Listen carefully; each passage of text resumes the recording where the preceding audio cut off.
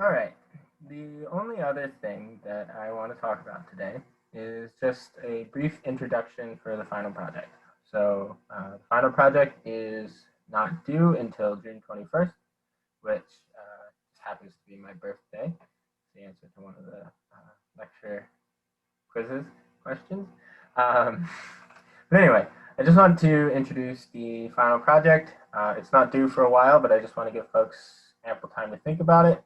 Initially, in the syllabus, I said I was going to post it like a week from now, but thinking about it, given how condensed everything is, I don't want people to be too stressed out about it.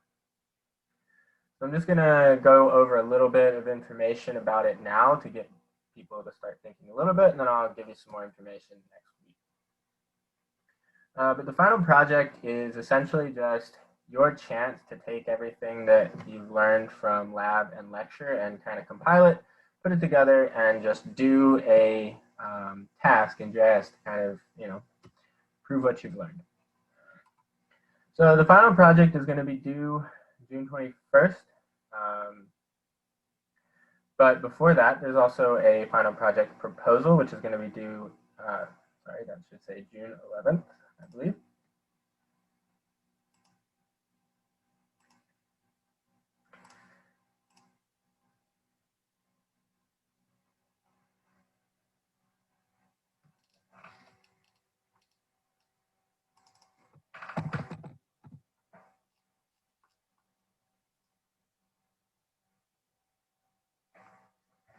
Yes, that's better. You can't retroactively turn it in. It'll be due June 11th at midnight. So the final project altogether, including the proposal, is worth 25% of your mark. So basically, it's just like a really big lab. You can think of it that way. And so I've provided a rubric at the bottom of the page. I'll talk through it in just a little bit. But basically, your deliverables are just the final project proposal, which is fairly simple, straightforward. So you don't want to stress out too much about that. And then the project submission, which is going to include your maps and visualizations, a flowchart representing what you did, and then a brief report. And then actually, I'm not going to have you do an evaluation survey. Um, I'll take that off. Um, so this is an optional group project. So what that means is you can work in a group of up to 4 students. You can also work as an individual if you prefer. I strongly suggest you work as a group if at all possible.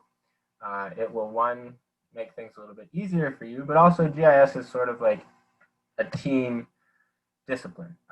Rarely do you do JS projects entirely on your own, especially if you're in part of a larger organization. Part of it involves teamwork, so it'll be good practice for that, but also it'll just be helpful to be able to distribute the workload a little bit, and it's less work for us to mark the fewer projects there are.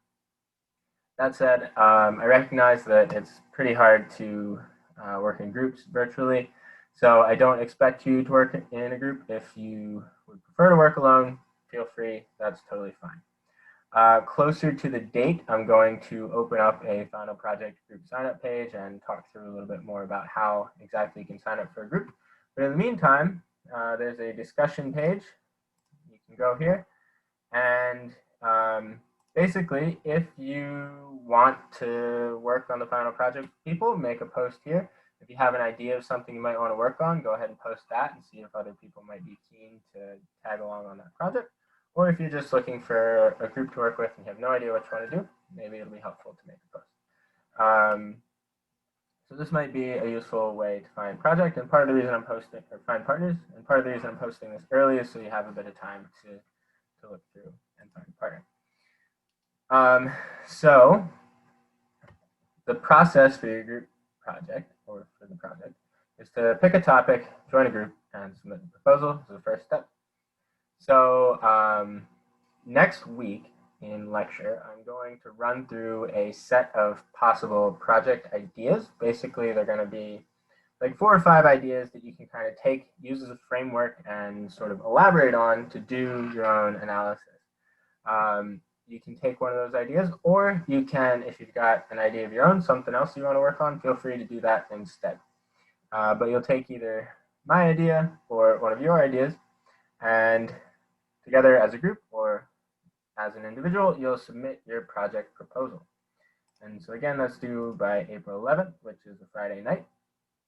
And if you post it or if you submit it by that Friday, I will review it over the weekend, look at the proposal and say, okay, this looks fine, or hey, you should chat with me or a TA to kind of get an idea to sort things out.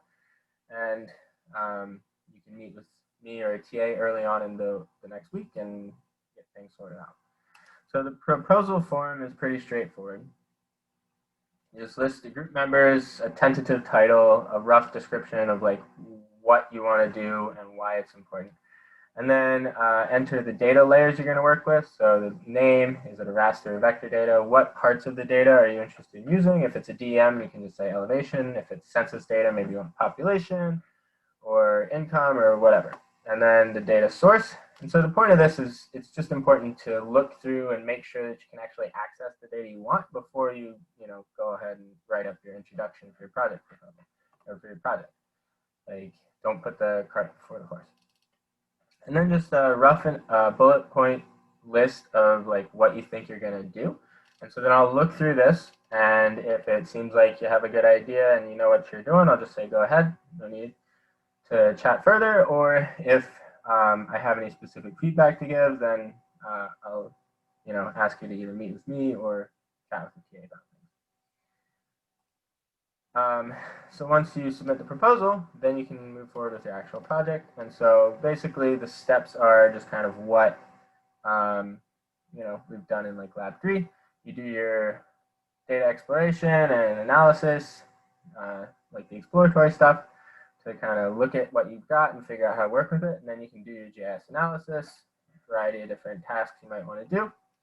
And we're going to have you do a flowchart to symbolize the flow of information. So if you do your project in Model Builder, you can just submit a screenshot, or not a screenshot, exported image of your model. Or if you don't want to use Model Builder, you can create flowcharts really easily in other software like PowerPoint or whatever works best for you. But you can just create your own flowchart. I'll give a little bit more information on that later. And then you're going to need to do visualizations. So this includes maps, charts, figures, anything that we've kind of gone over in class. Tables as well might be a good thing. So you're going to create some different figures and charts and whatever to embed in a project report. So you'll submit full copies of the full resolution copies, and then you'll also embed them in your report. And so you're just going to write a brief report that's going to have an introduction ended by a research statement that just says like, hey, this is what I'm doing, this is why I'm important. Then you're going to talk about your data sources briefly, your methods. So you're going to say like what you're going to do. And this will be a good place to refer to your flowchart to help illustrate that process. Then you'll talk about your results. So basically interpret what you found, mention any conclusions you have, also if there's any future research to come out of it, and then just have a bibliography, so cite any sources you use. There's no page count, no word count. I don't like those things. I think it just leads people to fill up the report with fluff.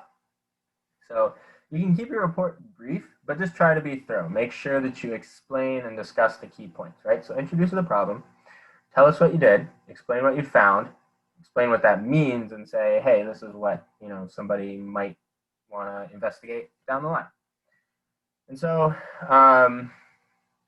the points total here is just relative, so don't necessarily concern yourself with that, but this is the approximate breakdown. And again, this might change a little bit as I think through things a bit more, but this is the approximate breakdown of what your project is going to be marked by. So you've got data. Were you able to find data layers? Did you get the right layers, etc.? Your analysis. So basically, is it well-rounded, well thought out, or is it essentially just a copy of one of the labs that might get you, 10 points? Or if there's severe errors or logical flaws. You've got your visualizations, so conveying your results is as important as the analysis you do, if not more so. So how good are your maps and visualizations? Are they clean and concise and error-free and effective, or are there serious problems with them? And then the overall quality of your report is going to be another 30%. So again, how well is the report written? how well do you interpret and convey the results? How well do you explain the analysis? Things like that. And then your proposal is just going to be 5% of the mark. So again, the proposal is not like anything to stress you out about, but the point is to just get people thinking about things early on so that you can, you know, try and get it submitted